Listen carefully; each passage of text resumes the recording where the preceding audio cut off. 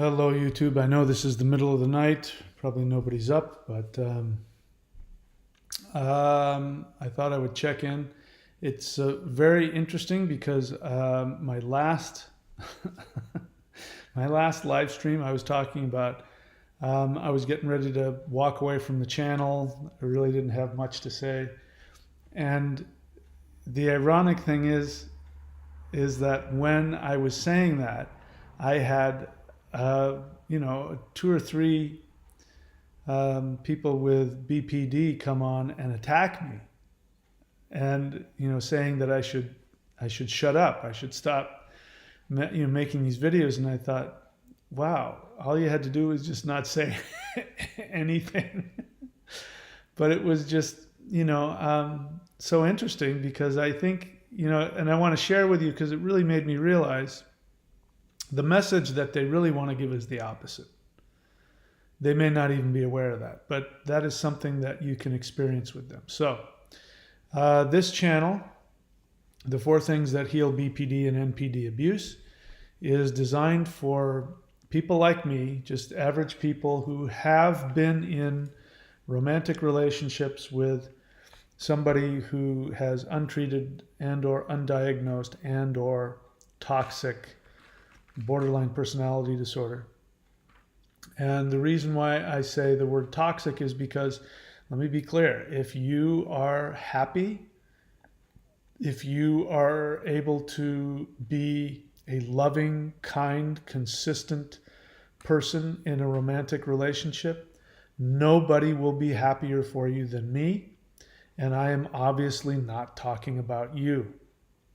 If you're in a relationship with a borderline who is all those things and is wonderful and you have a great relationship, I'm obviously not talking about you.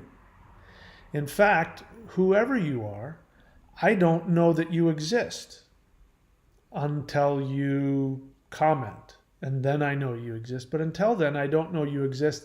So how can I possibly be talking about you? I am sharing my experience. My experience was horrific. It was easily the most toxic experience of my life. And it was so damaging to me that I created a channel. But the good news is that I'm completely healed from that relationship. I've still got a lot of other problems, but I'm completely healed from that relationship. And that's a big deal because it was so horrifically damaging to me. And I know that if I hadn't done the 4 things that I tell you to do, I wouldn't have healed. And I know that's the case because there are other people who come onto this channel who tell me the same thing. They've been in it, they've been out of the relationship for 10 or 20 years and they're still traumatized by it. So this is a very real issue, and there's very few people out there that are able to talk about it. You can find plenty of YouTube sites from psychologists who talk about borderline personality disorder in a general way. They may say something that doesn't really address it, like, being in a relationship with a borderline can be challenging. What the hell does that mean? There's no shortage of borderlines, and I'm happy for them that they have their own channels and they talk about their struggles and their experience. And there's no shortage of places for borderlines to go, to listen and to learn and to grow. But the people who are slowly dying in the shadows are the ex-partners. Those people, there's really no place for them to go. A lot of them don't have the tools. I was lucky. I had the tools. So I knew exactly what to do to heal myself. I didn't think it was going to work, to be honest with you. I was so destroyed. I even said in one of the first couple of videos that I made, I even said something to the effect of, I think I'm broken. And I'm not broken anymore. I'm 100% healed. So much so that I don't even think about it. That's what I was talking about in the last video, that, I don't see myself needing to come back because the farther I get away from it, the more healed I am and the less I even, it's like an old memory. It's like a bad flu that I had a couple of years ago. I remember it was bad, but I don't remember anything else about it. But when you're in the middle of it, it's the worst thing you can possibly imagine. Imagine if the flu never went away. Imagine getting the worst flu you've ever had and then having it stay for 10 or 20 years. That's what's happening with a lot of people because they don't know, they don't have the tools to heal themselves. So the only promise that I make to people who have been in those relationships is that if you do what I did, which is the 4 things that I tell you to do, if you do those 4 things with everything you have in you, my only promise to you is that you can completely heal from that toxic relationship. So much so that, like me, you don't even think about it. I don't think about it. I don't have any negative feelings about it. I don't have any positive feelings about it. I don't spend any, I can't, what is her name? I can't even remember her. I'm serious. I can't even remember her name. Okay, now I remember. I have to think about it. I don't think about her. I don't think about what is she doing? What is she thinking? I don't think about what she did. I don't think about how great it was or how horrible. I don't think about any of it. And I offer that to you because I know that that's what a lot of people really want. But you're going to have to do the 4 things, and it may take you some time. I don't know how long it'll take you, but if you put everything you have in it, I guarantee you at some point you will be completely healed from that relationship. So the title of today's video is Loving a Border... What is it exactly? What did I say? Loving a borderline when your BPD lover attacks you, it means they want to possess you. So I wanted to really say that, when a borderline, when the borderline is rejecting you, the truth is they can't tolerate the thought of you leaving. Because it was funny, ironically funny to me, and I don't mean this in any negative way. Let me say something else before I go any further. Let me just say that it is my firm belief that people with borderline personality disorder can recover. That if they get into therapy, DBT therapy, and if they go to group therapy, and if they do those DBT workbook exercises every day, like their life depends on it, they do those 3 things. That may not be the only way because I'm not a borderline and I don't pretend to know what they need. I'm just telling you what I saw, what I've seen in those whom I believe have some recovery. If you do those 3 things, it may take you years, but eventually I do believe that you can get into some recovery, that you can control your symptoms, and that you can have a beautiful, loving relationship and have love in your life. So let me be clear about that. Let me also be clear that I mean this from the bottom of my heart. Having seen it and experienced it, I have the deepest compassion that I have within me for any group of people is for borderlines. If there was one group of people that I could snap my fingers and heal, it would be them. I don't believe that any human being deserves to live in the hell that they live through on a moment-to-moment basis. What they've had to go through to become a borderline, it doesn't happen because they're bad people. It happens because they survived trauma that has the real potential to kill people. And it has been proven in multiple scenarios that when you deny attention, love, touch, interaction with an infant, it will kill them. It will kill them faster than starvation, cold. I mean, the thing that will kill them the fastest for an infant is if they don't get love and attention. It's horrible. It breaks my heart. I can't even tolerate the thought of it. And those of you borderlines out there, you have such tremendous strength that you've survived that and you're still alive. And I do not judge you for anything that you do or experience. I don't even judge you for your actions. And if you watch my channel long enough, you will see me go to task with anybody who judges borderlines.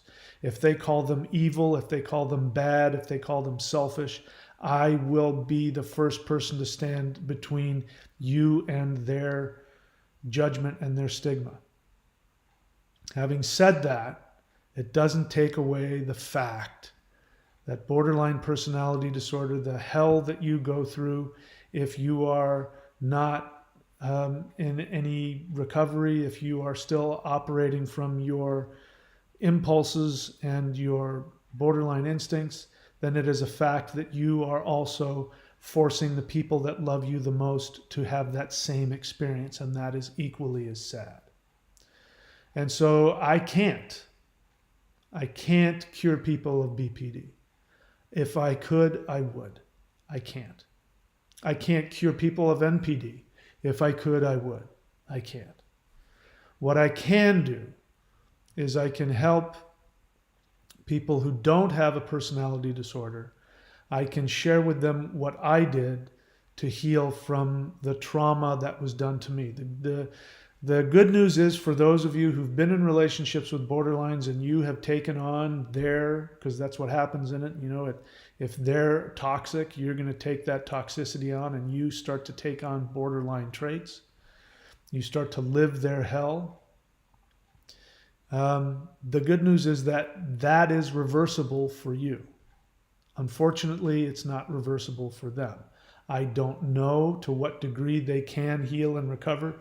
I don't know that because I'm not borderline, although I sure came pretty damn close to becoming one, I believe. All right, having said that, when a borderline, let me just read it. And I don't read this with any malice, but I think it's important to read people's comments. So let me see, how compassionate can I be as I do this? What I want us to do is to look at projection. So bear in mind that projection is when you are unable or unwilling to face and own your own internal thoughts, feelings, dynamic. You project it onto others. In my experience, borderlines are the ultimate master of projection. And in fact, that is the nature of the trauma that they inflict on others. What they want to do on an unconscious level, they don't consciously want to do this at all. I'm not saying that there aren't borderlines that also are, have NPD. I'm not saying borderlines can't be manipulative and hurtful and try to be deceptive and all of that. They do. They're human and they do that. But for the most part, when they're really operating from their responses to their disorder, they really, truly are some of the most loving people. They truly want to make you happy, which is really sad. And, I have to say this, that, for the people that I've loved, the times that I've had the greatest joy was seeing on their face the joy and the happiness that I was able to bring to them. And so with people that I've really, truly loved, what I've thought about when I think about them is what I can do to see that look on their face. It gives me the greatest happiness to see them happy. Borderlines can do this. They can be in that state. Borderlines do have a feeling, they have an experience of empathy. I've said it's not true empathy, and I'll explain that, but it's not so much that they don't truly, completely feel empathy, because they probably feel it more strongly than you do in terms of the feeling. But the sad part is it doesn't stick around. That's the tragic part of it. But it's tragic it's tragic for us who have been split on, but it's tragic for them. Because I can only imagine that after the fact, after they have, because the dynamic is that they will actually seek to please you and to make you feel good and to reach out and to love you. They will really seek to do that. But what it does is it creates an intimacy. The intimacy is frightening to them. In fact, it's deathly frightening to them. And it makes them respond with their projections of, hatred, and that's when they become the psychopath. And then that's when they hurt you. They don't hurt you out of the blue. They hurt you immediately after they fall in love with you. They fall in love with you in the moment, and the moment that they fall in love with you, they feel vulnerable. In order to save themselves from the impending death that they almost experienced as infants, which they're replaying in their minds, they attack you. That's the tragic part of it. You never see it coming. In fact, whenever you're attacked by a borderline, it's usually when you are the most vulnerable, when you have opened yourself up the most. And I can only imagine that after the fact, after they've split, if they have awareness of what's happened, they have tremendous guilt. They can be, abusive in that, because guilt can make people abusive. But I can also only imagine there must be periods of time when they must realize, that they had an opportunity to give joy to somebody they cared about, and they sabotaged it. And it must be very sad for them. That would make me very sad if I had experienced that. So borderlines, do you now realize that I have no judgment against you. I have no stigma. I carry no stigma in me about you at all. But BPD is an extremely destructive mental illness, and it's destructive for everybody, not just you.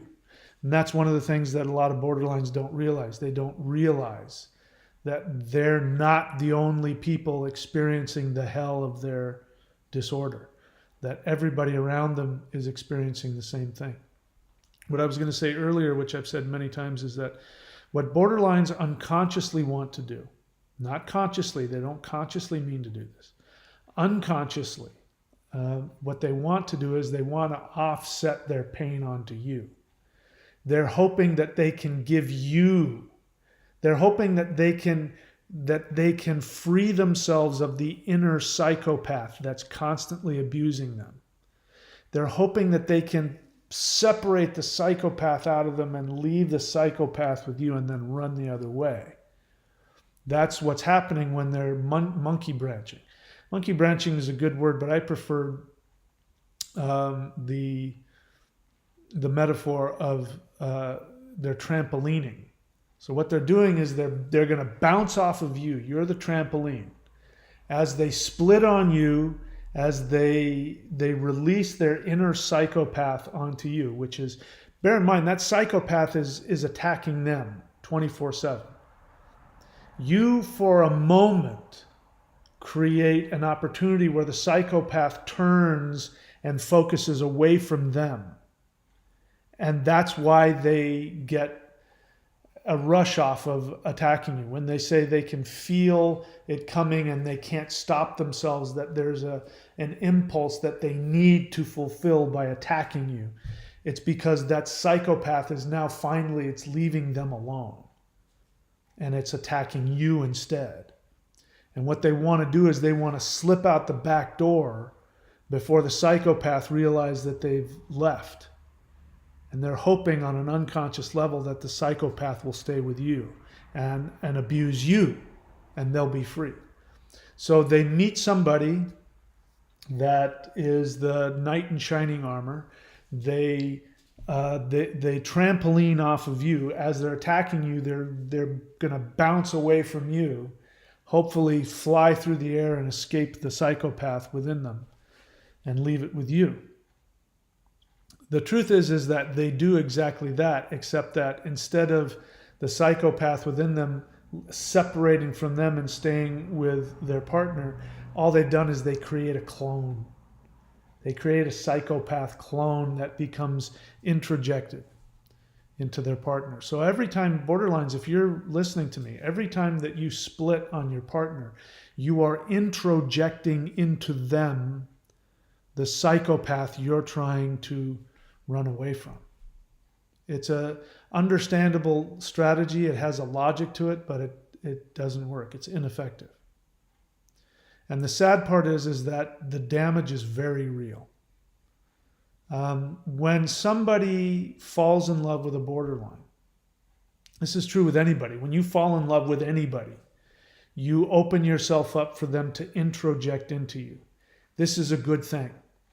I've experienced this. I hope to find another one before my time on this planet is over. But I did have the love of my life, absolute soulmate, the person who was able to reflect back to me my highest, most amazingness. They saw in me the real me, the best part of me. She saw it. And she was able to reflect that. And it changed me. She literally introjected into me. So she pushed my borderline, my partially borderline mother, pushed her out. And she introjected herself into me. Now, I had a part to do with that. I'd done a lot of work, so I had to do the painful thing of allowing somebody to truly love me. But I still live with that introjection within me. I think about what she would say and what she would do. And it's very healing and beautiful. So this introjection is something that is part of all relationships. It's a necessary thing. And what borderlines do brilliantly is they are absolutely brilliant at disarming you. And they're very brilliant at making you feel safe and loved, because in that moment you really are. When a borderline is in the midst of loving you, there's no love more amazing than when they're doing that. Unfortunately, it doesn't last. And guaranteed, what will follow that intense love will be intense hate. That's going to come right after that. And the sad part is that when you're opened up like that and you're ready to receive, you literally have no defense against what they're going to say and what they're going to do. Because what your body is preparing for is for them to introject the love into you. And you're saying, yes, I want that. But when you get opened up and when you are at your most vulnerable, that's going to stimulate them to split on you, because their fear of their intimacy will be overwhelming. It will make them feel that they're about to die. In order to protect themselves, they will then seek to murder you psychologically. And because you are so open and your body and your mind, because of millions of years of evolution, has prepared you to receive the introjection, you receive it. It goes in and it takes root. Each time that they split on you, that introjection builds bigger and bigger and bigger. When you have nothing left, when there's nothing left in you, when there's no vulnerability left within you, they will then give you the final discard, because there's nothing left for them to accomplish. They will see in you themselves, because there will be nothing left in you except the introjection and your complete valuelessness. And when that has occurred, they will no longer have any ability to project onto you or to transfer onto you the idealization, because there will be nothing left in you. They'll look in your eyes and they'll see themselves, and at their deepest root, they absolutely hate themselves. And so they will have no other response than pure hatred for you. And then that will be the final discard. And when they discard you for the last time, if you survive to that point, you will, for all intents and purposes, be a walking zombie. You will be a borderline. You will think like a borderline. You will feel like a borderline. And their introjection inside of you will continue to work, which is why some of you have gone 20 years and you still wake up in a sweat. You still wake up traumatized. You still think about them. I mean, there's some people that write to me that are moved on and they're married to somebody else, and they still want to write to me about how they still want to ask me questions about why their borderline did this, why my borderline did that. You know, it's because they've been introjected. It's a living entity within them. They now have an inner psychopath within them that is torturing them every second of every day. And it's always about, you can't stop thinking about them. And, I remember that. I was so aware that, at some point I remember sitting myself down and going, there doesn't one moment go by when I'm not obsessed with her. It doesn't matter what I'm doing. There's a part of me that is constantly totally obsessed about her. I'm filled with anxiety, and that's done on purpose. It's because that's the introjection. They want to put that in you. Borderlines, when they discard you, they never leave you. This is why there's no, what's the word I'm looking for? There's no closure. Because closure means, yes, it's sad, but it's over. People die, and it's horrible, but there's closure. There's never closure with a borderline. So let me show you what I mean by reading the comments here. So I was saying in the last video, listen, I think I may just leave the channel. I've said everything. There's nothing left for me to say. And some people said, please don't go, which is very nice. I didn't do that for that, by the way. I wasn't trying to get attention. But I appreciate that. But strangely what happened was there was at least two borderlines that came on and started absolutely attacking and eviscerating and devaluing me. And I'm reading them going, I just told you I'm ready to leave the channel. If you had just not said anything, I would have drifted off. If what you really wanted me to do was to disappear, I would have disappeared. And it made me realize something. These borderlines on an unconscious level don't want me to leave. Not because of anything special about me. It's because, these are people who don't know my channel. They're completely projecting. They're responding out of their insecurity. And what they really want when they're attacking me, what they really want underneath is they want me to value them. They want me to love them. They think I'm rejecting them. They think that I'm abandoning them. That's the feeling that they get when they feel attacked. They feel that abandonment all over again. And what did I say? I said I was leaving. I'm going to stop the channel. And what happens? The borderlines come out and start attacking me. And they're saying, don't ever come back. Why stop doing this? But the underlying message is, please don't leave. And borderlines don't, their dysfunction is that they feel loved when they're being attacked. They feel loved when they're being abused. They can't tell the difference between love and abuse. Literally both ways. To them, being abused feels like being loved. Being loved feels like being abused. And it goes back and forth. So I found that really interesting, and then it made me realize, that's part of the reason why if you've been with them, you feel so crazy. Because I remember this when I was discarded, I remember feeling guilty.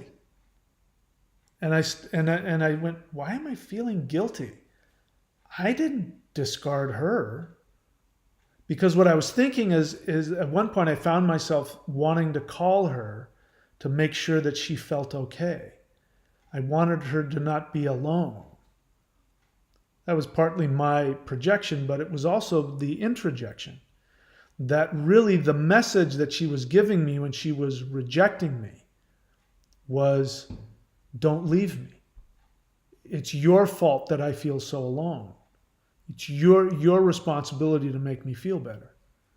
And the ironic thing is that they're trying to convey that, but what they say is, get the hell away from me. I can't ever trust you.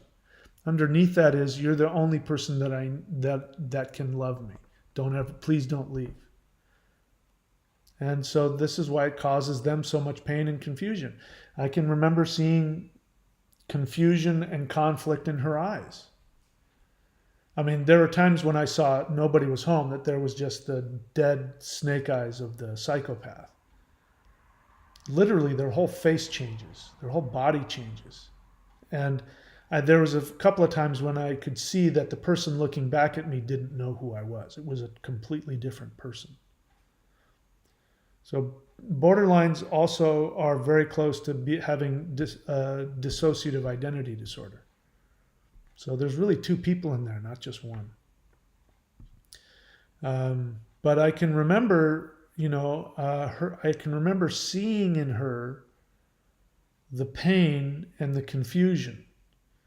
And I remember at one point she said something really horrifically cruel to me, which was, I was confused because literally the day before, because she had been abusive to me and had looked like she was okay now, I let my guard down and I cried. And I was in pain, and I was saying, you really hurt me when you did this, that, or the other thing. And I was saying, please don't do that to me. Share your feelings with me, but just don't do that. I don't deserve that. And please don't leave me during the holidays, because we were coming into Christmas. And I said, just, can you at least just wait until the holidays are over if you're going to do that? And, I was weeping. And she was there holding me and wiping my tears and loving me and taking care of me. And then turned around and promised how she was going to be there for me in this way, that way, and all these other ways. And I felt so good and I felt so safe. And then the next day she, discarded me and said the most cruel things anybody's ever said to me. And one of them was, I said, I don't understand. What was going on when you were holding me, wiping the tears off from my eyes and telling me that you loved me? I don't understand. How can you go from that to telling me that I'm the most dangerous person in the world and that you can't have anything to do with me because I'm the most destructive person in the world for you? I said, I don't understand that. And she said, yeah, you were crying and, so I just, and I told you that I loved you, but I was just, what did she say? I was scraping the barrel. And I said, you were scraping the barrel? And I saw the conflict in her. I could hear it in her voice that she sort of realized, but she couldn't stop. She was already committed. And she went, yeah. And I could tell she knew that was just such a horrible thing to say to somebody. But they can't stop. Because they really believe their life is on the line. She really believed that if she stopped and turned around and said, oh my God, you're right, I love you, forgive me, you didn't deserve that. She really believed that if she had done that, it would have killed her. That's what's so sad. So this is why, the healing after the fact, I can look back and have compassion for her. I'm okay. I hope she's okay. I don't know. So this person says, what does this person say? This person says, BPD is BS. It's called emotional dysregulation. Not them not knowing. Maybe they struggle with knowing everything is in the middle and don't always want to compromise. So I would say this is somebody who doesn't understand or doesn't want to understand in this moment what they have. Emotional dysregulation is definitely part of BPD, but that's not what BPD is. I've experienced emotional dysregulation. I know exactly what that's like. You can't regulate your emotions. I've been in 12-step groups for almost 40 years, And it's because of that. That's, if I boil down, my 12-step issue, the bottom line of that is emotional dysregulation. So I understand that. I have ability now to control my behavior a lot better than I did, but sometimes I can't regulate my emotions at all. But I'm not a borderline. Borderline personality disorder is a mental illness. I'm sorry if that's hurtful to you, but it's a mental illness. And what makes it a personality disorder isn't the emotional dysregulation, the inability to control your emotions. That's not what makes you a borderline. As my therapist says, he says, borderline personality disorder is a set of behaviors. What he means by that is that in order to define somebody as a borderline, they have to have specific behaviors. And it is the behaviors that will qualify you as a borderline. But what is most salient about borderline personality disorder when it comes to romantic relationships is only one thing, borderlines. Because there's plenty of people out there with emotional dysregulation. There's plenty of people out there who are, who have anxiety issues, depression, who act out, who are destructive, who are hurtful. There are plenty of people that do that, but they're not borderlines. What makes somebody a borderline in a romantic relationship is the splitting. And as I've said before, borderlines, we don't judge you for your emotional dysregulation. We don't like it. We don't judge you for that. We understand. We truly understand what you've been through. I mean, I can't speak for every partner, but I sure as hell do. And when I learned what I learned about my borderline ex, I had nothing but compassion for her. In fact, every single fiber of my being, to my own detriment, was focused on creating a safe, loving place for her to be. And I would have been more than happy to hold her hand during any emotional dysregulation she was having. As long as she owned her feelings, I would have stayed through anything. The other really challenging and difficult things that come out isn't what drives us away or what really destroys us. It's the splitting. We can handle the rest of it. I'm not saying that in a good way. We probably shouldn't. But we can handle the rest of it. What we can't handle is when you reject us for loving you. Because when we love you with everything we have. And when you give somebody everything you have, and they not only reject it, but they destroy it, there's no coming back from that. So I'm not saying that to make any borderlines feel bad. I want you to be empowered to go and get help. And let me be clear, going and getting help, getting therapy will be more painful for you than any split you've ever gone through. But this is true, empathy. People throw the word empathy out without really understanding what it means. Empathy is not a feeling. That you can feel empathetic. And don't get me wrong, if your empathy stimulates you to take loving actions, so much the better. And the difference is that the quote normal person, is able to have their empathetic feelings and they're able to follow that up with actions, and their empathy doesn't leave, it grows over time. But true empathy isn't a feeling. True empathy is when you have the awareness that the other person is going to respond in a certain way based on your behavior. And if you're able to be filled with murderous rage towards whomever, and what you do is you act as though you have nothing but love for them, they won't know the difference. Nobody cares. They only care how you treat them. They don't care what you're thinking. So this is really all that therapy does for a borderline. It gives them the ability to act contrary to their impulses. And that's the best anybody can get. The most loving person in the world is the person who acts with love regardless of how they feel. And, I used to think, when I learned how to do this, I used to think that, well, I'm lying to them. I'm being inauthentic.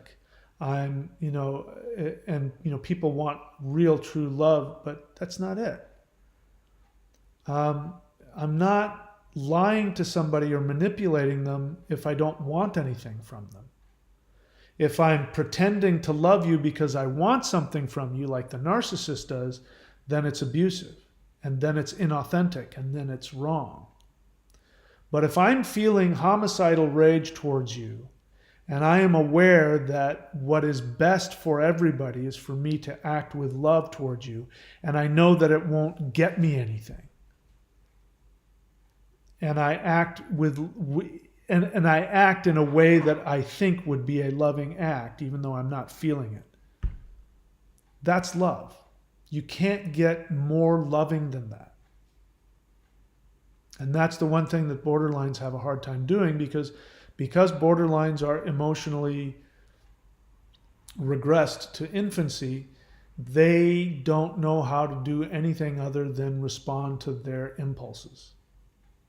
Which is why, part of the reason why they feel justified in splitting on you, because in their minds that they felt it. So it's not their fault. And you shouldn't judge them for that. I was doing what I felt in the moment. And growing up is learning how to be disappointed and acting responsibly regardless of how you feel. And maturity is allowing yourself to have whatever feelings you have without any judgment. So I disagree with this person that BPD is emotional dysregulation. It's not that at all. I mean, it has that in it, but it's the splitting. That's what makes you a borderline. What else? She goes on to say, now here you're going to hear some, well, should I share that? Maybe I won't share that. Here, there's one thing that this is somebody else. This is somebody else says, again, I mean, I'm actually scrolling through the paragraphs of, them destroying me. This one says, all right, sorry, let me find it here. If it's not relevant, I won't use it. And that's an important term. This person says,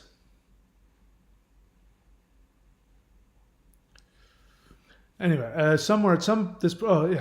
this person says, responding to somebody else who came to my defense, this person says, tell me how this guy is relevant.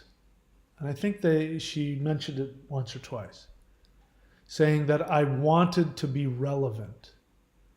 And then she asked the other person, tell me how this guy is relevant. That's a good phrase, because relevant really boils down to being valuable. Valuable means being loved. And so this is a projection. It tells me that this person doesn't feel lovable. And because it's so painful to have that feeling, the only thing we can do is project it.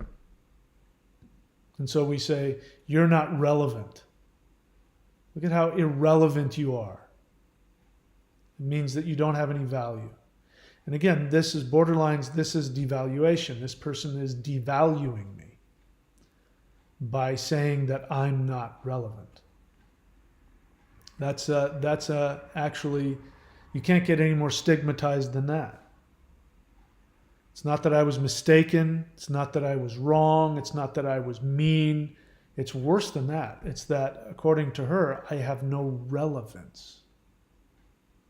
Now, the unconscious message is that I actually have tremendous relevance to her, that my opinion is so important to her that if I have anything that she perceives as an attack on her or a judgment or a stigma, she feels that I am saying she's not relevant, that she's unlovable.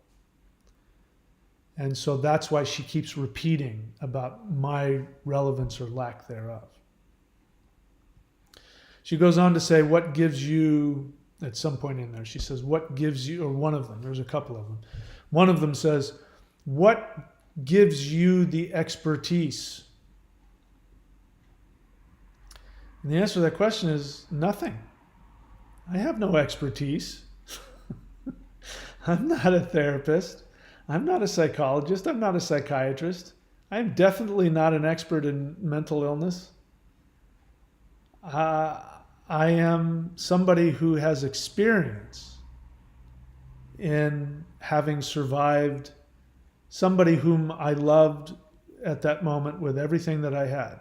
I was ready to commit everything I had to this person. And I experienced repeated devaluation abuse. That was absolutely horrific. And what this person says is right. And again, it is a projection. The same thing. Tell me how this guy is relevant. He isn't educated in mental illness, which is true. Obviously, she left him. That's also true. And he is but hurt. So he's using this platform to bash her about a personality disorder that he knows nothing about. So this is a projection.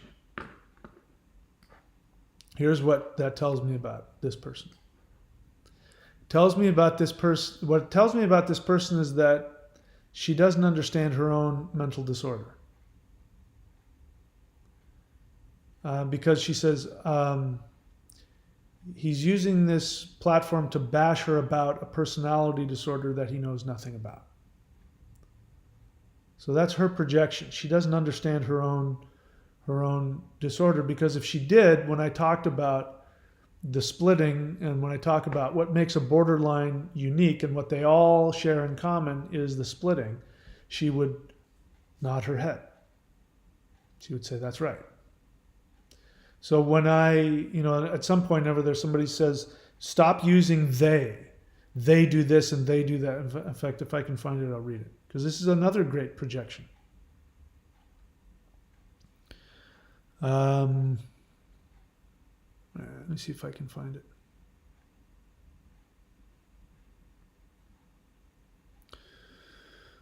Give me a second here. If I don't find it or if I don't think it's helpful, I won't share it.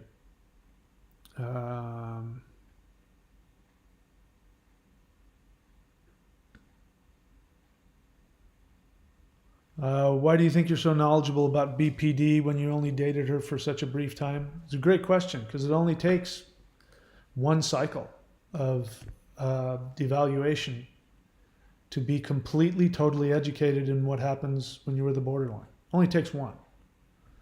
But what happens is, the tragedy is you stay. You stay because you believe that next time it'll get better. And it never does.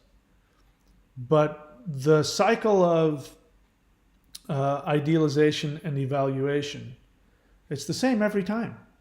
And in fact, the first time is the worst, because the idealization will be the most intense in the beginning of the relationship, and for some people it lasts a really long time.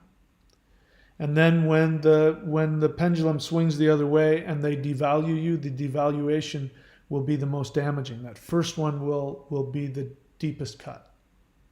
But it also will bind you to them in this really weird way that I don't want to try and unpack right now. But so it only takes once. Once you've lived through that first idealization, devaluation cycle, you know everything there is to know. You're an expert. The problem is you don't know that yet because you've never experienced it, and now you're pulled into this weird trauma bond and you can't think straight. But if you look back on it, the first time was the most impactful and it was the most educational, and it never changes. It just gets worse. It gets deeper. The idealization gets less over time, and the devaluation gets worse over time. That's the only other thing that changes about it. But what makes me an expert is that I experienced it. So I'm not an expert in BPD, but I'm an expert in what it's like to be a codependent on the other side of it. You're capitalizing on a disorder you know nothing about. That's her projection about not understanding her own disorder. And then she says, who are they? Stop trying to make yourself relevant. Isn't that a weird? Who are they? They are borderlines. She goes on to say at some point, I'm trying to, something about every time you use the word they, I might not find it. But she says, or one of them says, every time you use the word they, you don't realize the damage you're doing to every single borderline. And so let me explain that. Everybody's unique. Everybody's different. Every borderline is a unique individual. Again, this, by me saying the word they, this person feels devalued because, again, they weren't valued. As an infant and as a child, they weren't valued. They didn't have any individuality. The main problem with all mental illness, whether it's neurosis or psychosis, all of it, unless it's something chemical in the brain, but all of it comes down to a lack of individuation. And healing and maturity is all about becoming individuated. And this is what borderlines lack. They have no individuation. And they have no individuation because they weren't identified as an individual. They weren't seen. They weren't given an opportunity to learn that they are an individual in this giant amorphous thing called reality. And it's incredibly painful. It's the most painful thing anybody can experience, is not being given the right to be an individual.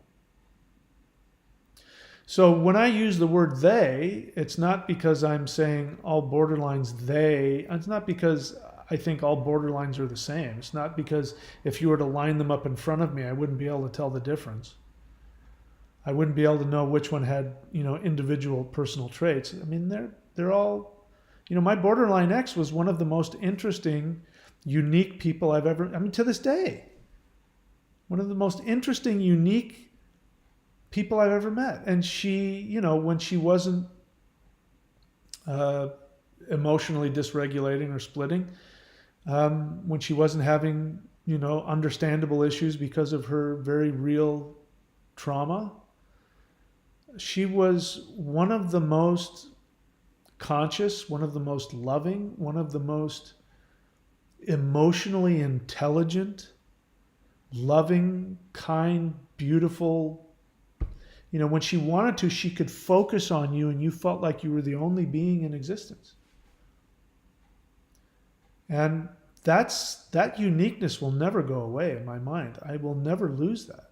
I don't have any negative feelings. I'm glad that I experienced that amazing individual who happened to have a very destructive mental illness, unfortunately. So when I use the word they, the one thing that is unique that all borderlines share, that is not unique to them in terms of being a borderline, is the splitting, the lack of identity, and the dissociation. Those things are the same in all borderlines. Maybe they have it in different measure, but if you didn't have those things, you wouldn't be a borderline. So to tell me that all you have is dysregulation, emotional dysregulation, what you're doing is you're denying that you're a borderline. And you're either continuing to deny that by, calling me irrelevant, but I think more than likely it's your projection. It means that you don't understand. When you accuse me of not understanding BPD, which obviously I don't, I only know what I see. I can't say I don't know what it's like. I think I have a pretty good idea, being a very serious codependent, that I'm a failed borderline myself. I think if I had experienced just a little more abuse as an infant, I would have become one. Or I believe that my brother's a borderline. So maybe I just had one more little chemical in my brain that prevented it. But I think I have a pretty good idea. But I can't say that I know, because I don't dissociate, and I do have emotional dysregulation, as all codependents do. But I don't dissociate, and I don't split. So when I say they, I mean people who dissociate, who split because of intimacy, and I forget what the third one was I said. And if you don't have that, you're not a borderline. So it's impossible for me to damage every single borderline when I use the word they, because the truth is I don't even know who you are. How could I possibly damage you? All right, so I think you get the point. I'm not going to rake this person over the coals, because the truth is I have nothing but compassion for this person, and I have nothing but the deepest love and respect for their ability to survive. Holy crap, to survive what you survived. I take my hair off to you. I couldn't have done it. All right, I'm happy to take any questions if there are any. But again, my point was how ironic it is that when I made a video saying, I think I'm going to stop making videos, that the borderlines jumped out and had to attack me. And they were really saying is, please don't leave. Please don't leave us. And it's important you realize that. Every time that you got rejected, those of you who wonder what it was that I did, what did I do? What did I do that made them reject me? I'll tell you what you did. You loved them. You were successful. Your love hit its mark. Either you did something that actually hit its mark, which forced them to discard you, or they, in their own experience, they had a spontaneous feeling of love for you.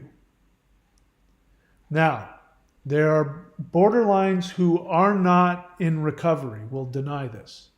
So any borderline who denies what I just said, that's how you know that's somebody that's not in recovery. By recovery, I mean they don't have the awareness to realize what triggers them. They'll tell you, like this person said, it's emotional dysregulation.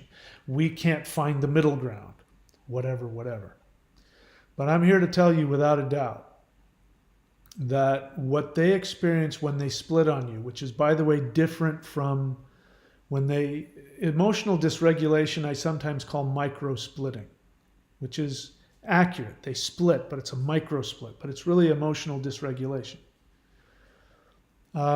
When they split on you, every single time, I can guarantee you that what happened was they had an honest, authentic feeling of vulnerability and love for you. The response was split second. It was a nanosecond. It went from that to wanting to destroy you, wanting to run away, wanting to hide, whatever. And in my experience, the borderlines who are aware of that have spent years in therapy to understand how that trigger works. But if they're denying that, it means that they're not conscious of it. It means that they're not in real recovery. So be aware of that. Any borderlines who tell you that the splitting has nothing to do with their love for you, it's because they honestly can't see that yet. And it's something that's unbearable for them to look at. But I guarantee you that's what happened. You either did something that made them feel loved, which forced them to split on you, and they're not able to slow that down enough to see the split second of vulnerability that they experienced. Um, or they had their own internal experience where there was a split second where they started to feel vulnerable, and that vulnerability felt like it was killing them. In my case, one of the first major splits that my borderline ex did to me was when I took her out to dinner. I drove her down to where I lived, which is an intimate thing. The drive over there was challenging for her, and she was dysregulating back and forth. And I decided to show her some love, and thinking I was going to be helpful for her, I said, let me take you out. Let me take you out to eat. And then every place she went, we sat down at a restaurant, and it was too much for her. It was too noisy, and she was flipping out, and I can't be here. So we left, and we went to another restaurant. Same thing happened. We got into that restaurant, we sat down, started looking at it, and she started dysregulating. And the reason why was because that was a really loving act, and it created an intimacy. We were having a romantic dinner, and she was flipping out because she was feeling it. That's what forced her to do that. So, anyway, when they split on you, when they tell you, go away, I can't stand you, I don't ever want to see you again, it's there. The real message is, I love you and I need you, please don't leave. Unfortunately, the best thing for them is if you do what they ask and to leave. That's the kindest thing you can do for them. I'm happy to take a look and see if there are any questions. So this is a question and answer. Let me give you what the 4 things are before it's too late. The 4 things are: number 1, you go no contact. That means you make it impossible for them to contact you, not you sit around waiting for them to call you. Number 2, you work all 12 steps of coda.org with a sponsor, and then sponsor someone else or become available to sponsor someone else. If you haven't done that, you have not done number 2. Number 3, you work with a psychologist, somebody who's actually trained, deeply in psychology. Number 4, daily meditation, which is really just step 11. If you do those 4 things with everything that you have in you, like your life depends on it, I guarantee you at some point you will heal completely from that relationship. I can't guarantee you how long it'll take, but it will happen if you do the work. If you don't do the work, I can't guarantee anything. What else? Very nice people saying very nice things about me. Thank you very much. If you have a question, I'd prefer you write the word question so that I can see it. All right, so people sharing their experience. There's no question there.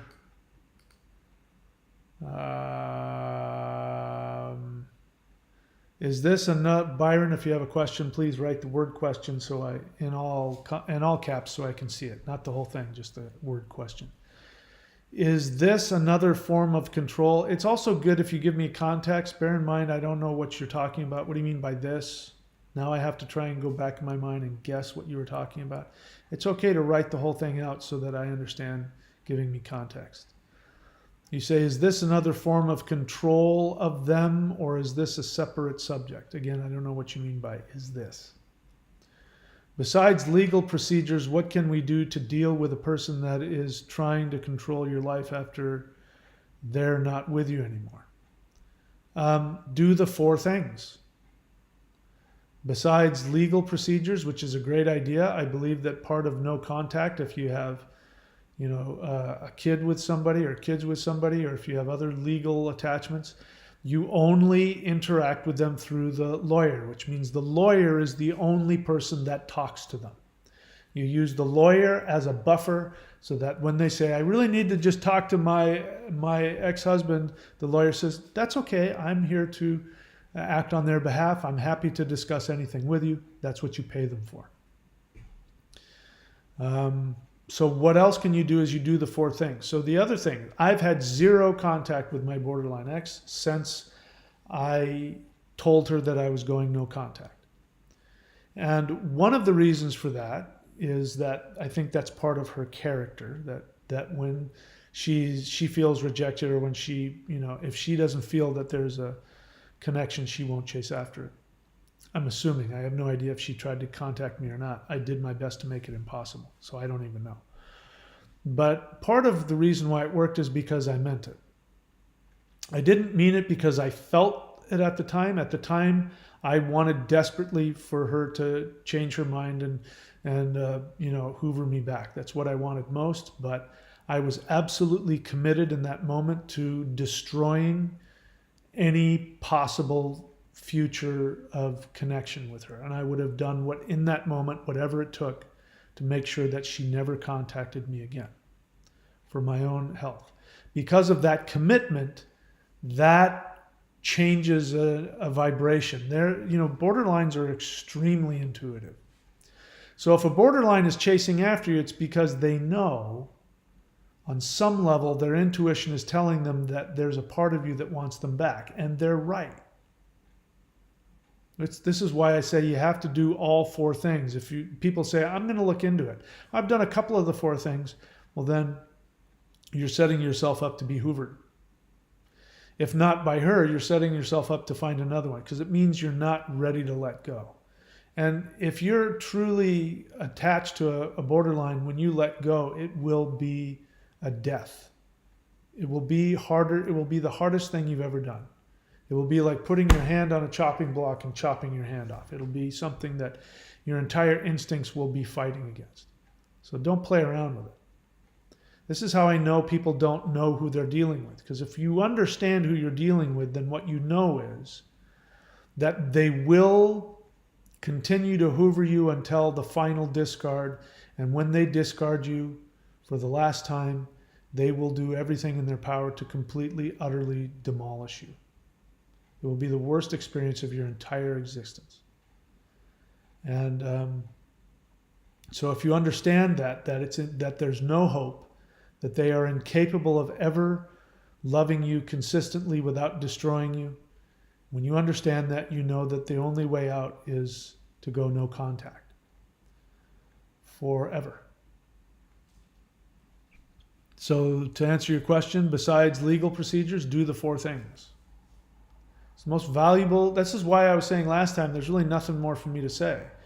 There's no more, it's great that I go into all of this. And if it helps you when I go into all of this armchair psychology, I'm happy. It's fun for me to do. It's interesting, but it's meaningless if you don't do the four things. Whatever epiphany you have because I said something should be motivating you to go do the four things.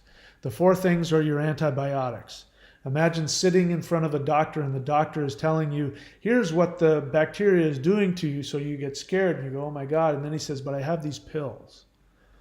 And if he talks about how the bacteria does this and that in you, and here's the pills for it, you should be motivated to grab the pills and take them and look at them. Oh, I take it once every 6 hours for X amount of days, and I'm going to follow that program. That's what I want to be able to stimulate you to do. I want you to listen to what I say so that you'll go do the four things. Not that you're going to go and, mull over the depth of what we've experienced, because we experience deep emotional connections because of the nature of what we're talking about. But it's meaningless if you don't do the work. It's meaningless if you go to the doctor and he gives you antibiotics and you just put it up on your wall and wait till it's meaningless. This isn't about me. This is why I'm ready to walk away. If you see Buddha on the side of the road, kill him. It means that if Buddha were to appear to you, you would forget about your own path, your own awareness, and you would worship him. Not that anybody's worshiping me, but this is why I don't care. I don't, against what that borderline said, I'm not doing this to be relevant. I could care less. I have no interest. I do this only because it helps people.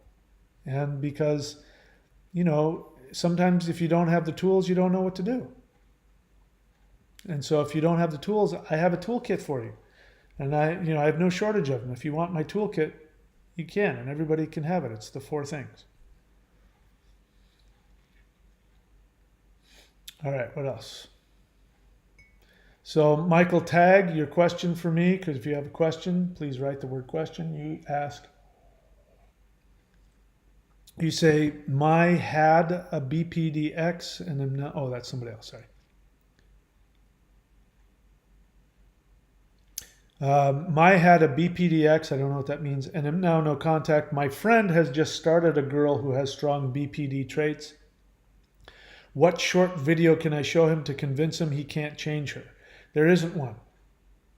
It's none of your business.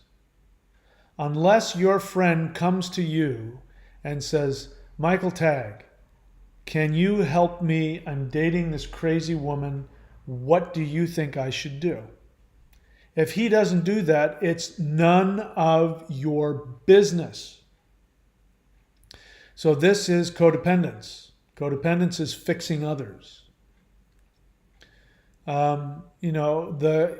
If you want to do one thing, which is, this one thing, if you haven't, you can say, hey, Joe, your friend, you say, hey, listen, you're my friend and I care about you a lot. The girl you're with reminds me of the girl I was with, and I'm afraid she's going to hurt you. If you want to know more, I'd be happy to share it with you. Would you like for me to tell you more? And if he says yes, then you can start to tell him. It's not your job to convince him of anything. In fact, you should say to him, I don't know, I could be wrong.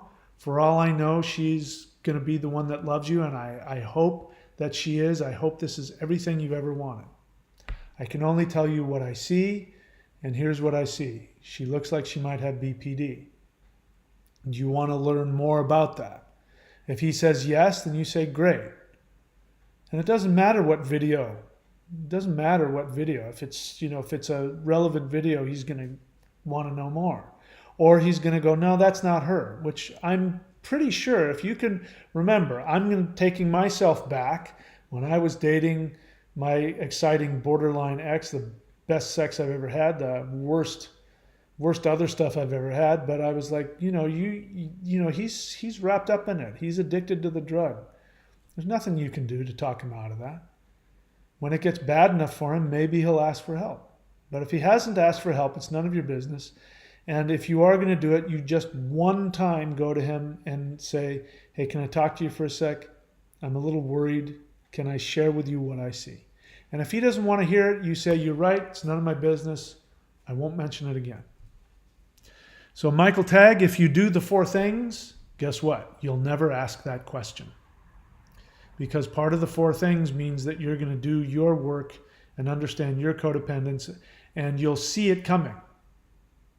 And you'll go, I did that. Well, it's none of my business. I'm not here to help him. If he wants my help, he can ask.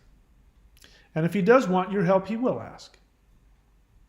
It's always abusive to give unsolicited advice. And you're asking me to tell you how to give him unsolicited advice. And that's abusive. If he asks for your help, that's different. If he doesn't ask, it's none of your business. Nobody says, all right, so I agree with that. Tanisha Lulu, honest feeling. Mike, I don't know what's going on with me. I am generally very stable in other areas of my life, and I am a recovering codependent, but the moment I begin to think someone likes me or wants to be with me and get to know, I feel like I want to run away. Is this splitting? Well, it's definitely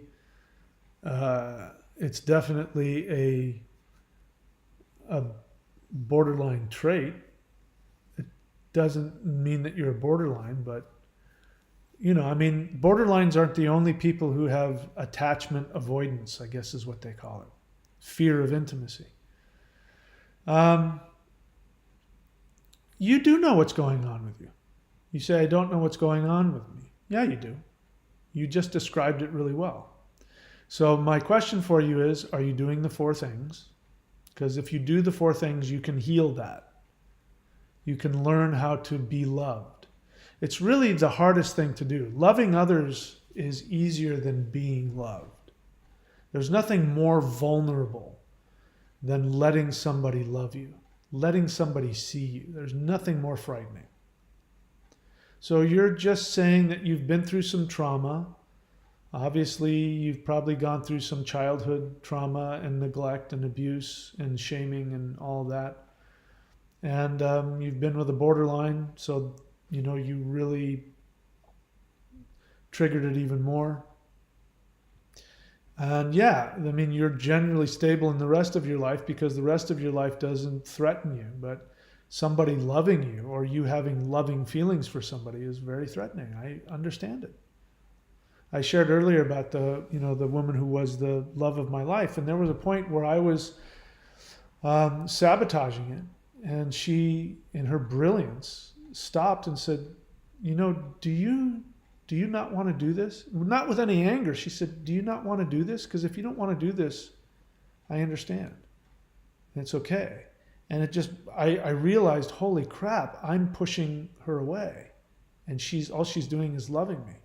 And I said, no, I don't. I do want this. And I realize now I've been pushing you away because I'm afraid. And she swooped right in and took care of me. And, it was the best experience of my life. Literally, the best experience of my entire life was being with her. Unfortunately, she passed away. So you're just having a normal human experience of being afraid. Maybe they really like you. Let's see. The moment I begin to think someone likes me or wants to be with me, the other thing is that you were taught that you didn't deserve love. Somewhere somebody taught you that your worth is based on what you do, not who you are. So when somebody likes you for who you are, you don't know how to deal with that because your idea of love is you have to do something, and then when you've done that thing, then you can tell yourself, I'm valuable, like the borderline says, I'm relevant. Why? Because I cleaned their this, or I did that for them, or I did this for them. That makes me relevant. If somebody loves you for no reason, it's confusing. I haven't earned it. Why do you love me? Just because you exist. It's very frightening. It means that they'll see you for who you are and there's not a damn thing you can do about it. If you are loved based on what you do, it gives you control. You can control people's love. It's like a lever. If you do more, they'll love you more. If you do less, they'll love you less. This is why codependents are so self-indulgent, and so when they get so bent out of shape. Here's a very famous codependent line. I don't ask for much. Whenever somebody says, I don't ask for much, it means that every single thing they do has a string attached to it. And it means that they're asking the world. But they pretend like they're just doing it because they love you, and they keep showing up to the PTA meeting every week, and they bring cookies. And nobody said thank you for the cookies. So next year I'm going to bring cookies. Next week I'll bring cookies and cake. Nobody says anything, so I bring cookies and cake and balloons. That doesn't work. I'm going to bring cookies, cake, balloon, and flowers. And then after 2 months of nobody telling me how amazing I am for bringing all that stuff, people say, is there anything else? And you say, you know what? I don't ask for much, but I bring the cookies every week. So Tanisha, that's how you've been trained. You've been trained that your value is based on what you do. And when somebody likes you just because you exist, you have no idea how to control them, and it frightens the hell out of you. So if the person is emotionally available, you can say, I really like you and I'm starting to feel scared. Is that okay? And if they are a good person, they will say, thank you for sharing that with me. Let me take care of you. And then they'll love you even more. And you didn't do anything except share your feelings with them.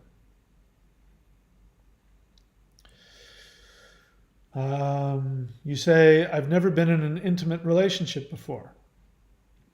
And I've just thought of dating. Every fiber in my being wants to totally run away from a guy interested in me. Do the 4 things. Have a sponsor. You need to have a sponsor. So you need to have a sponsor in CODA or whatever 12-step group you want. And when you meet a guy that you like, When you want to run away, you call your sponsor, even if it's just to leave a voicemail or a text and you say, I met a really nice guy and I want to run away. And then your sponsor will talk to you, but sometimes just sharing it, having somebody you can dump those feelings onto, changes everything. But you need help. The 4 things are what you need. I can't even fathom on a psychological level someone truly loving me. I don't know you, but I love you just for having your feelings. I have loving feelings for you right now just because you have those feelings. And I'm nothing unusual. Everybody will be that way. You know, healthy people, when you have feelings in front of them, it makes them want to love you. It makes them want to take care of you. And every time you share your feelings, positive or negative, if you own it, like if you say to somebody, I'm feeling really sad, I'm feeling really lonely, I'm feeling really scared, I really like you, it makes me scared. Or if you say, you know, what you said the other day really hurt my feelings, you know, if you own it, it'll just make them love you because you have feelings. It's the only requirement you have to have with a healthy person is just have feelings. I mean, don't get me wrong, there's other stuff you're going to have to do to keep the relationship going. But in terms of getting them to like you and want to be with you, all you have to do is just be a human with feelings. It's a big, giant turn on. That's really what sex is about. You know, sex is about being vulnerable and experiencing somebody in their most vulnerable state. You're wanting to experience them on an unconscious emotional level. So, Tanisha Lulu, you need help. Do the 4 things. You don't have to apologize for emotionally dumping. I ask for that. I ask for 2 things, honest questions and honest feelings. Because when you're able to have honest feelings, then you can then have them, process them, and not have them force your behavior. You can just have your feelings and then, because what is enlightenment? Enlightenment is this: having all of your thoughts, all of your feelings, all of your emotions, all of your impulses, and having the awareness of knowing what the most constructive action is for both you and others. And if you take actions which is completely contrary to your thoughts, feelings, and impulses, because you know that's what is most healing, in that moment you are as enlightened as anybody can ever be. There's no being in the universe that can be more enlightened than that. That's it. So it has nothing to do with whether you feel good or you feel peaceful. It's about whether or not you love yourself and accept yourself with all your feelings and you take appropriate action. That's it. That's all you're required to do. No pressure. Can Anal. Question. Borderlines and narcissists are survivals of early trauma and are people who carry internal pain day by day. Would you say borderlines or narcissists are emotionally and mentally strong? I don't understand the question. I don't know why you're asking me. I don't know how it relates to you. How does me answering that question help you? If I say yes, it means they're emotionally and mentally strong. Does that change the damage that you've experienced or your state? If I say, do you know, it means that they're weak. I mean, I don't understand why that's important to you. The reason why I ask people to ask questions is because I want to solve a problem. You're not being open and vulnerable enough for me to see what your problem is. It sounds like an intellectual curiosity. And when I say I want an honest question, it means that there's an emotion attached to it. Why did she leave me? You know, why, you know, whatever. But asking me, are they mentally, that's a judgment. You know, somebody's emotionally and mentally strong is a judgment. It's an intellectualization. Who cares? They're emotionally weak, they're emotionally strong. Who cares? They are what they are. How does that judgment help you or them? And it's an honest question. I don't know how that helps you. What else? Tanisha Lulu says, I think any borderline traits I have arise when I begin dating, but I realize I am not one. So I'll take you at your word. But remember that a narcissistic personality disorder is exactly the same as being a codependent. The only difference is that the narcissist is so deeply damaged and so deeply vulnerable that they have this firewall where they have to be perfect all the time, and you must worship their false fantasy projection of perfection because they can't tolerate the thought of being imperfect. Borderline is a failed narcissist. They're not capable. At some point, something happened for whatever reason that didn't allow them to create that psychopathic firewall. So they bounce back and forth between the needy infant and the psychopathic, narcissist. And then there's the codependent. The codependent is a failed borderline. They have the same traits and experiences of a borderline, but they didn't, they had enough either, something within them, or they had enough connection that instead of becoming a borderline, they then learned how to get love based on their actions. But it's the same. The pain is the same. It's the same deep wound. It's from the same core issue. It's just level of degrees. And the separation point is that the codependent who doesn't have a personality disorder is insane in that they know what reality is, but they don't like it. Reality makes them really anxious and uncomfortable, like really anxious, like suicidally anxious. And so they're trying to fill that hole and fill that need as desperately as the borderline or the narcissist, but they haven't been pushed over the edge into psychosis. The borderline and the narcissist, they suffer from psychosis, which means they don't know what reality is a lot of the time, but they have the same pain. They're trying to do the same thing. They're trying to fix that hole within them. But they happen to be psychotic about it as opposed to neurotic. So if you're not a borderline and you're having all those experiences, it's because you do have borderline traits. You do have narcissistic traits, because they're all the same. You've got, on one end, you've got the narcissist, and then you have the failed narcissist, which is the borderline, and you have the failed borderline, which is the codependent. But the level of pain is really, I got on some borderline's case who wanted to say, you have no idea what it's like. And I said, yeah, but what if you couldn't dissociate? What if you had to have all those feelings and you couldn't dissociate? Now you know the hell I've lived. So don't fucking tell me that I don't know what your pain is like. For all you know, my pain might be worse than yours. I can't dissociate. It's worse. I have to have all my feelings. I can't run away from them. You at least can dissociate. I can't. So who's worse off? It's really, I'm not competing, but you get what I'm saying. It's in the same neighborhood. So you're not far from a borderline, so of course you're going to have borderline tendencies. What else? So Michael Teig says, yes, he is already asking me if it can work. Mike, share your experience with him. First off, if you really want to help him, do the 4 things.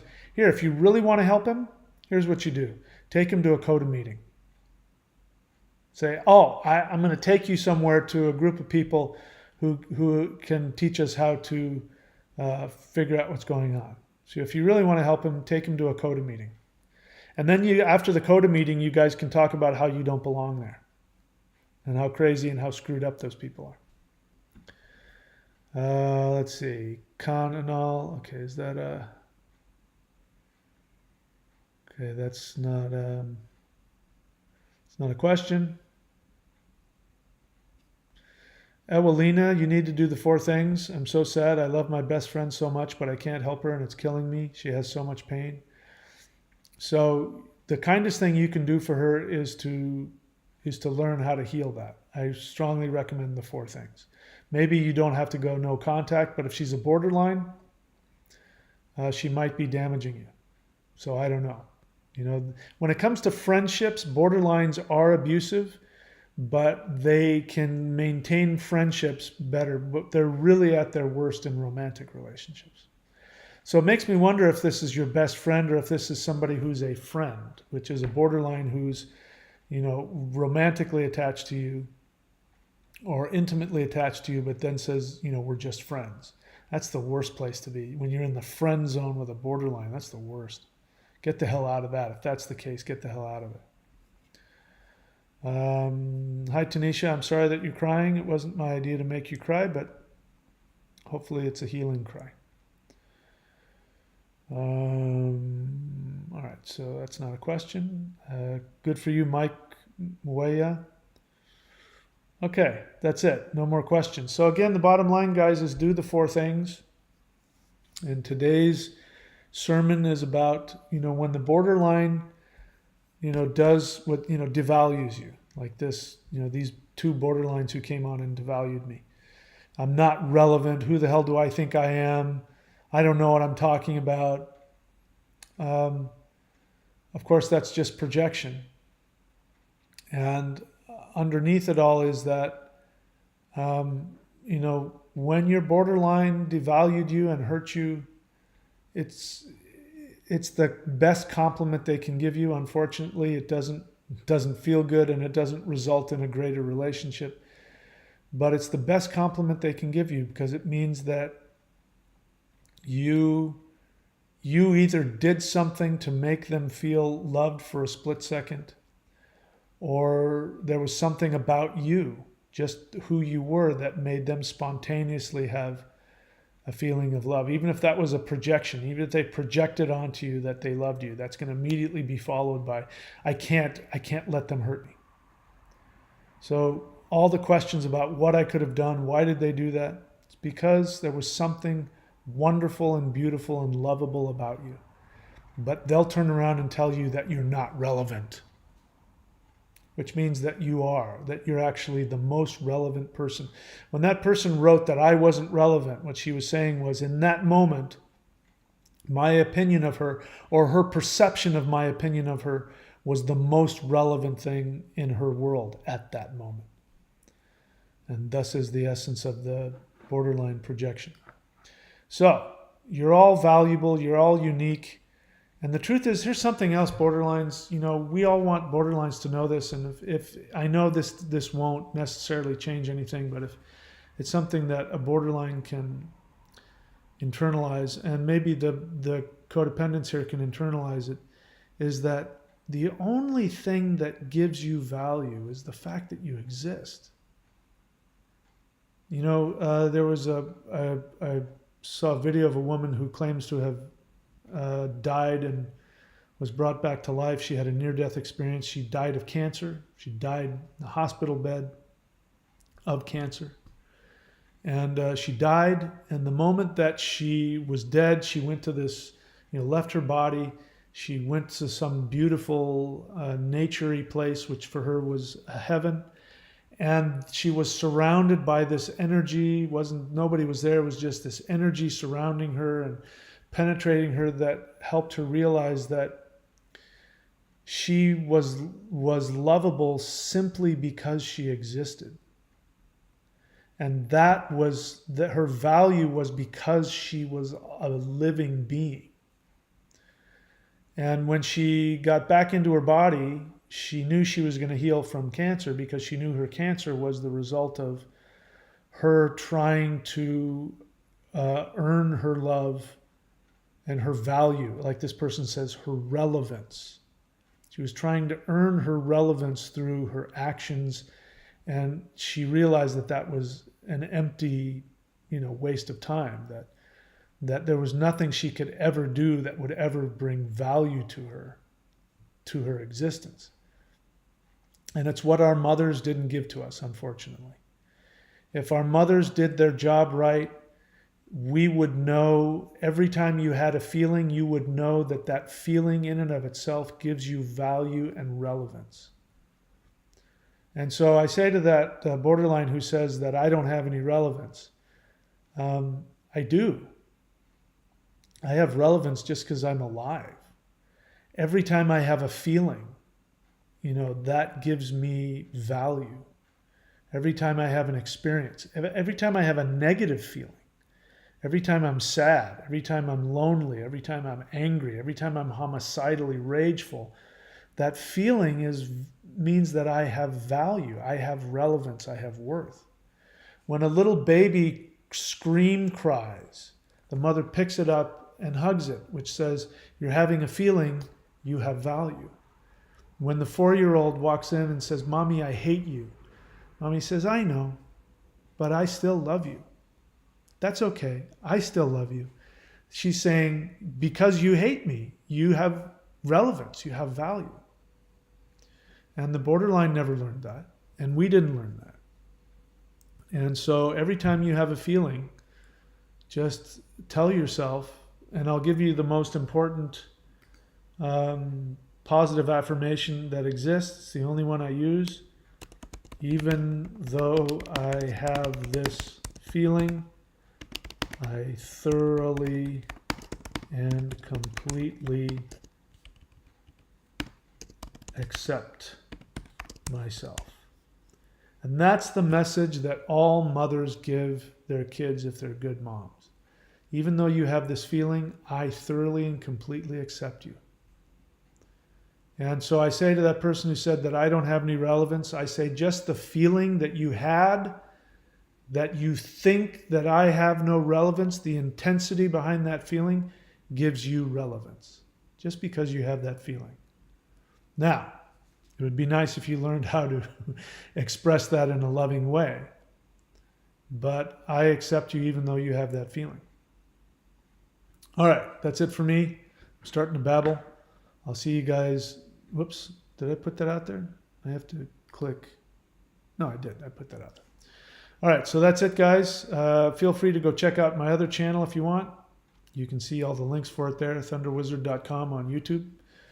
And that's it. I'll see you next time I see you. Take care of yourselves. Do the 4 things.